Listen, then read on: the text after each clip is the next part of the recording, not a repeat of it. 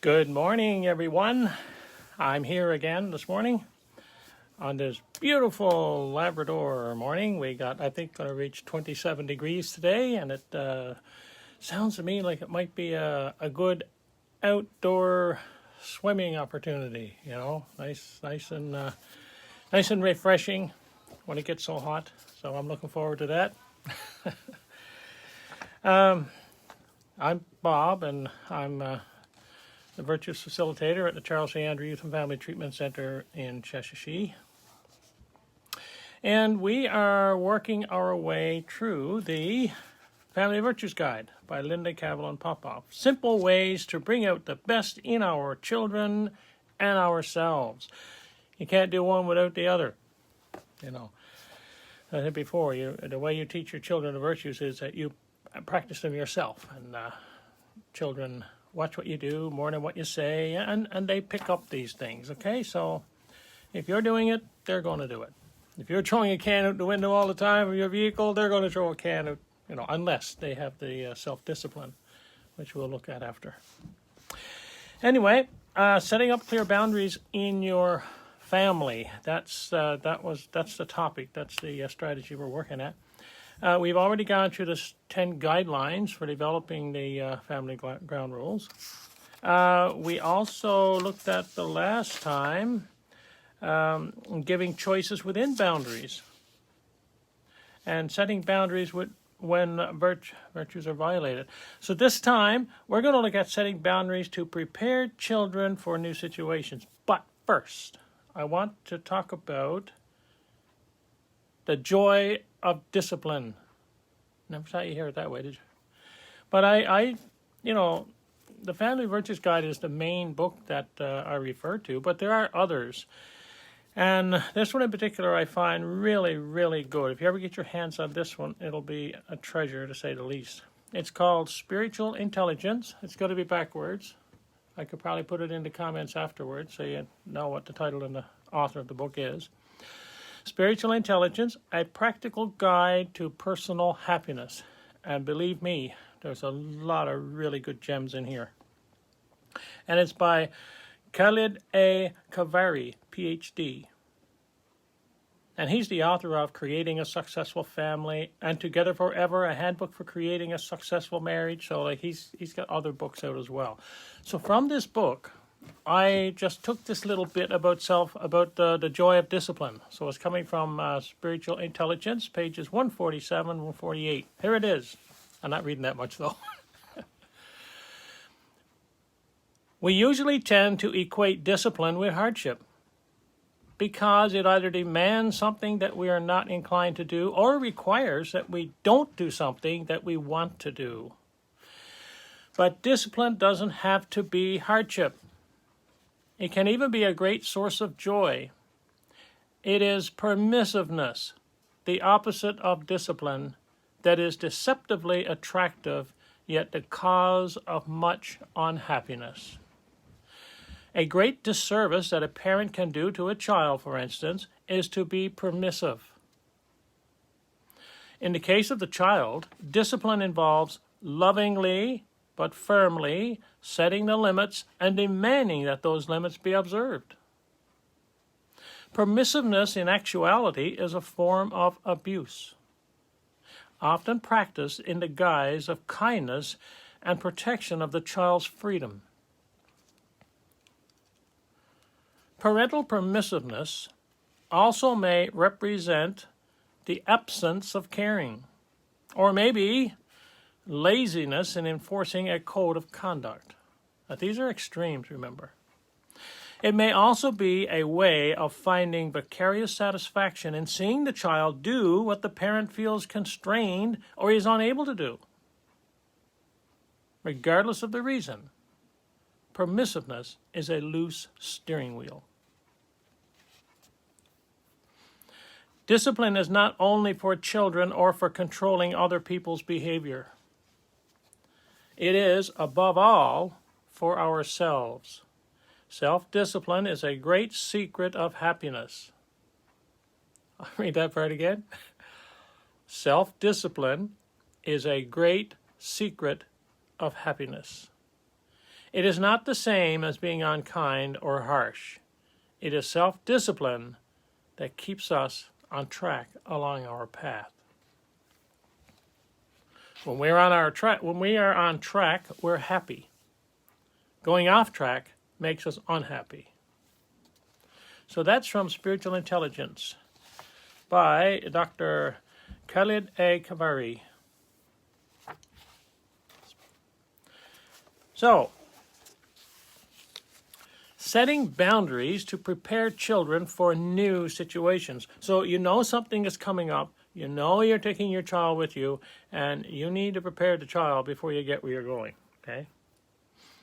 Just an example, if you were going to the store, let's say you're going to the Co-op or North Mart or somewhere like that, and you're taking your child with you, you need to make sure they're not hungry. You need to make sure they're not tired. You need to make sure they're not in a bad mood as well, because if any of those are present, you may have your handful at the store, okay? So that's called preparing ahead of time. So another opportunity to set a clear boundary is when a new situation comes up. Give some thought to boundaries that will help things go smoothly. If you are taking a child to a meeting where she must remain quiet, tell her beforehand that she will need lots of self-discipline to sit quietly. Ask her what would help her to do that. She may think of the idea of bringing a pad of paper on which to draw quietly. Tell her ahead of time what the consequence will be if she is unable to stay within the boundary. Remember, this is not a punitive thing. It may be as simple as, the boundary is, there must be silence for the whole meeting. We have to be courteous to the people. Let's see how long you can use your self-discipline. If you feel you can't sit quietly any longer, whisper to me and we will go out in the lobby for a while. So I'll set up ahead of time. That sounds good. But, a type of example that you may be able to, use yourself with your child. A mother recently related a lovely story of how boundaries empowered her 3-year-old daughter so that she could attend her grandfather's funeral. Jennifer's mother felt it important for her to have the opportunity to say goodbye to her grandfather, yet was concerned because Jennifer was an extremely active child with a very short attention span. She talked with her beforehand. She said, "Jen, it is going to take lots and lots of patience for you to sit quietly at Grandpa's funeral, but it is very, very important because people need to feel their reverence. Do you think you can do it?" "Yes, Mama. I want to come. I'll be really, really patient." On the day of the funeral, the mother said, "Jen, I trust you to be really, really patient. And when you feel you can't be patient any longer, just squeeze my hand and we will walk out together." Jennifer's mother was amazed when the child sat through the entire funeral, still and quiet and more patient than she had ever seen her in her life. Jennifer's eyes shone when she went up to her grandfather's casket. Holding her mother's hand, she whispered, "Up!" and her mother lifted her. She placed a rose on her grandfather's heart. What a spiritual triumph, especially for a child diagnosed with attention deficit hyperactive disorder. Isn't that absolutely amazing? That's how the virtues work. And they do work. And they will work. You got to give it a try. You have to practice patience with it. And you have to have self-discipline. Now let's look at this little scenario here. Okay, it's called bedtime blues. A mother who has set a ground rule of 7:30 bedtime asks her 3-year-old, "Do you want to go to bed now? You must be sleepy." What's wrong with that approach? Well, parent is giving a choice where she has already decided there is no choice. It is a setup for a power struggle. Bedtime is 7:30. That's the rule. And now she's asking, do you want to go to bed now? You must be tired. You must be sleepy. What do you think the kids are going to say, right? What is likely to be the child's response? The child will probably say, I want to stay up. Mom gave her a choice, but there is no choice. Suggest how you would offer this child a choice within the ground rule of a 7:30 bedtime. Well, here's a suggestion. You could say to the child, do you want to wear your blue pajamas or red ones? Do you want Dad or Mom to do story and prayers tonight? There's the choices. The 7:30 is a ground rule. Okay? So, there's an example of how they work and the way you approach it, right? So, now, based on what we've been talking about, I picked the virtue of something we all need, the virtue of self-discipline. Okay, that's the one we're going to look at right now. Here's the quote from Hebrews. Discipline, to be sure, is never pleasant. At times it seems painful, but afterward those who have been trained by it reap the harvest of a peaceful and upright life. See how self-discipline is absolutely necessary when it comes to developing your ground rules? You have to have self-discipline. And the whole idea is, of course, that if you are consistent with the ground rules, self-discipline will be developed in your children as well. And you won't have to run around and chase them and try to get them to do the things they're supposed to be doing, because their self-discipline will keep them on track. Remember, staying on track keeps you happy. Going off track, not so. So what is self-discipline? We know that discipline means control.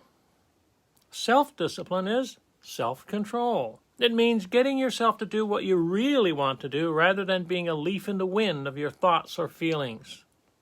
Self-discipline means choosing to do what you feel is right.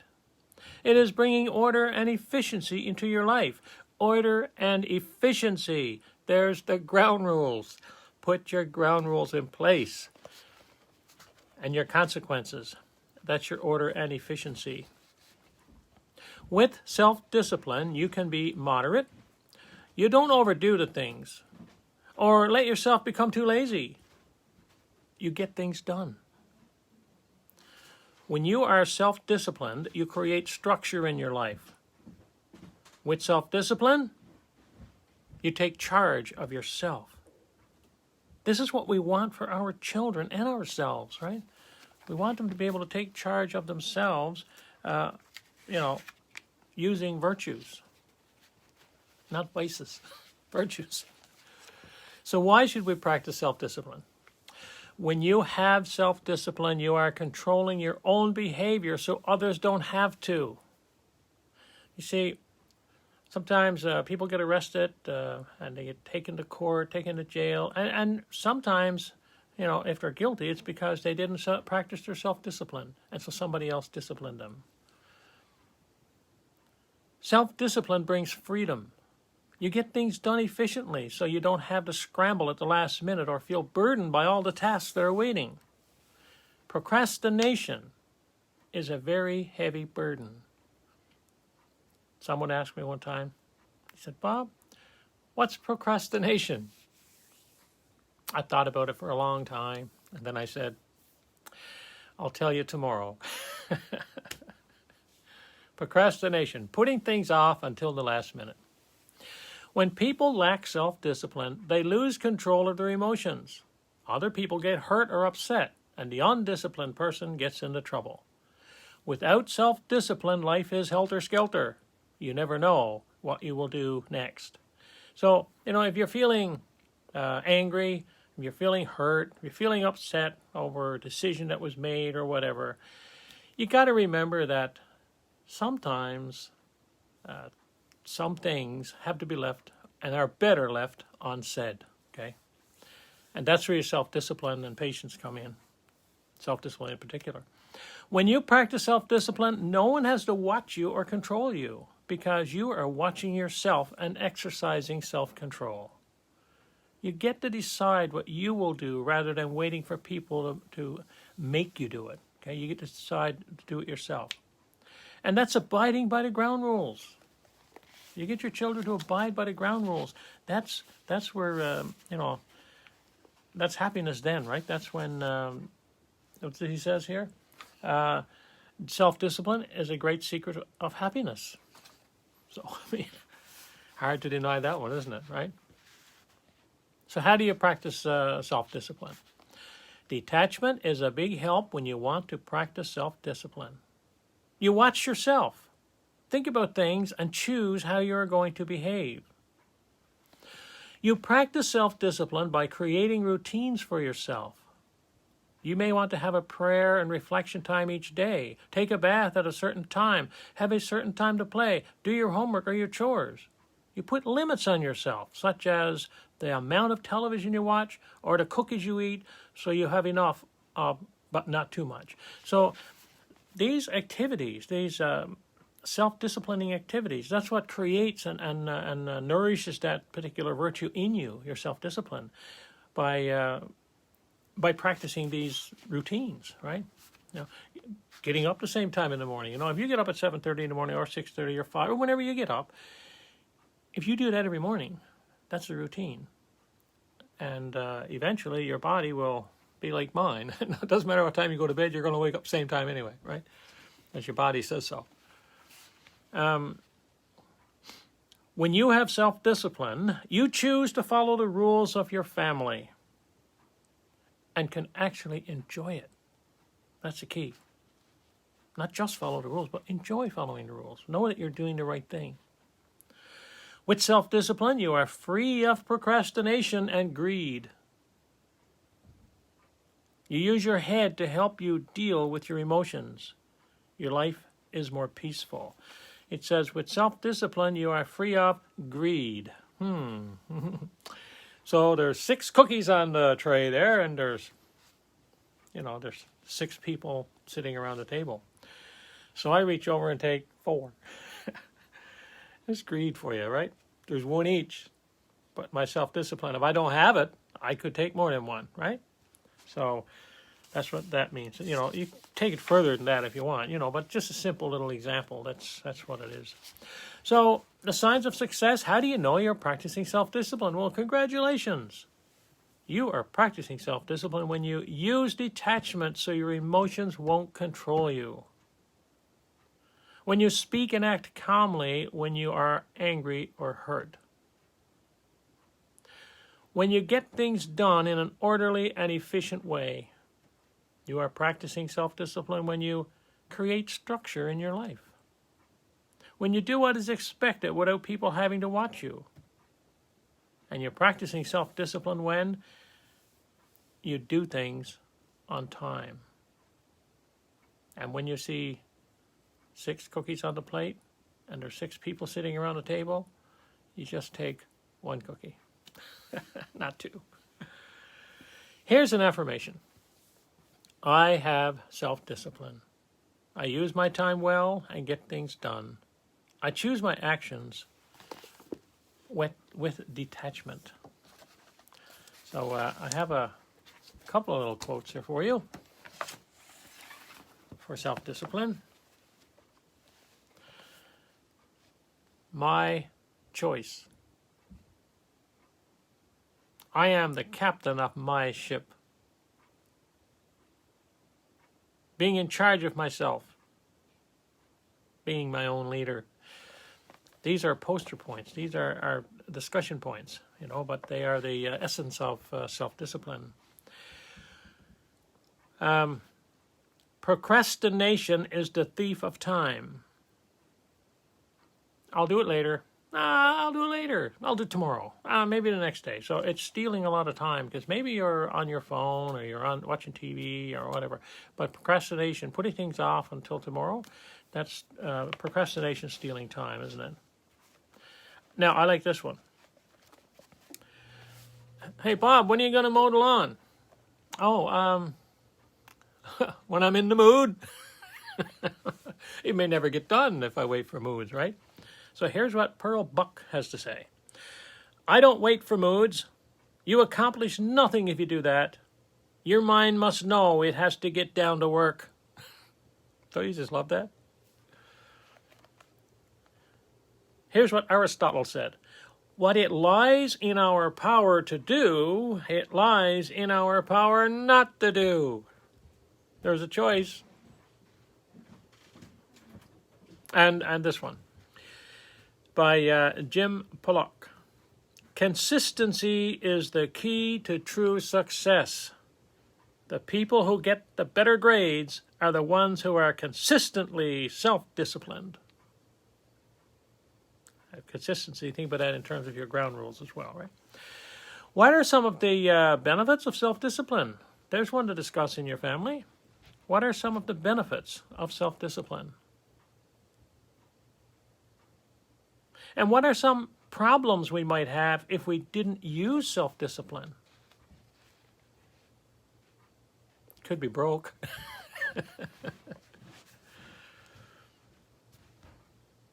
Anyway, those are certainly some things to think about. And I hope you enjoyed our virtue of self-discipline today. And if you missed me live, then I'm going to post it again, of course, as you know, and so you can watch it then.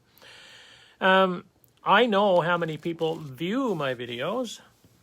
You know, I don't see many people liking or sharing or anything of that nature, but when I go on my video, like tomorrow, and find, 50, 60, and in one case, 227 people viewing, then I know it's reaching people. And hopefully some of the things that I'm talking about here will resonate with you.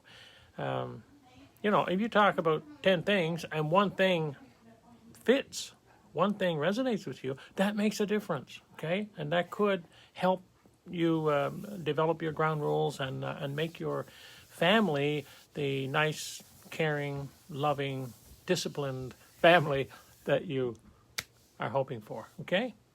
Not that you don't have it already. I'm just saying these are just suggestions. These are things to mull over in your mind and listen to, discuss with your family, and maybe there's improvements that can be made. And if there are, then more power to you, right?